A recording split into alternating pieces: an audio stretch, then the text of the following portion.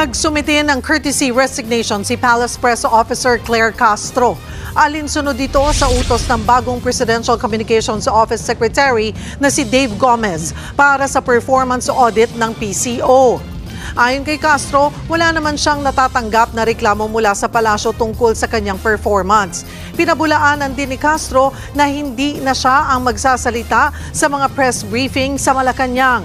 Wala rin daw utos sa kanya na maghinay-hinay sa pagsagot sa media. Noong Pebrero na-appoint bilang Palace Press Officer si Castro. Basura ang lumalabas sa bibig ni Presidential Communications Office Undersecretary Claire Castro. Yan ang maanghang na pahayag ni Vice President Sara Duterte.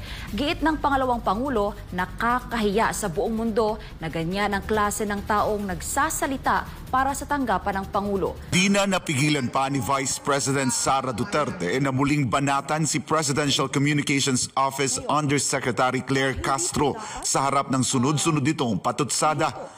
Sa pinakabagong yugto ng bangayan, kinontra ni VP Sara ang pahayag ni Castro na tila wala na siyang magandang nasasabi tungkol sa administrasyon ni Pangulong Ferdinand Marcos Jr. Giit ng Vice Presidente, hindi siya ang nagpasimula ng iringan. Depensa niya, nagsasalita lamang siya bilang tugon sa mga naunang maaanghang na komentong ibinabato ni Castro. Mga pahayag na para sa kanya ay walang laman kundi puro basura. Ganun din naman sa kanya, ma'am. Sumasagot lang naman ako sa kanya. Hindi ako tao na kilala na unang nakikipag-away. Lagi ako ay sumasagot lang. At sinabi ko na yan dati, sabi ko, ano pa bang ma-expect natin sa pinsan ni Franz Castro na si Claire Castro? Parang ano lang yan, ma'am, parang sinasabi nila sa computer, garbage in, garbage out.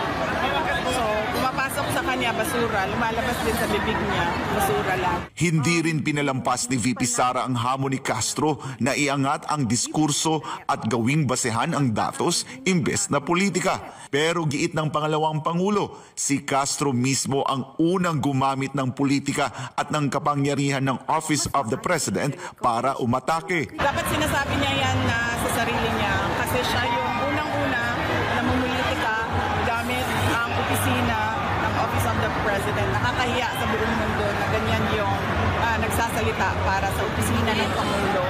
At ano ba yung sinabi niya isa?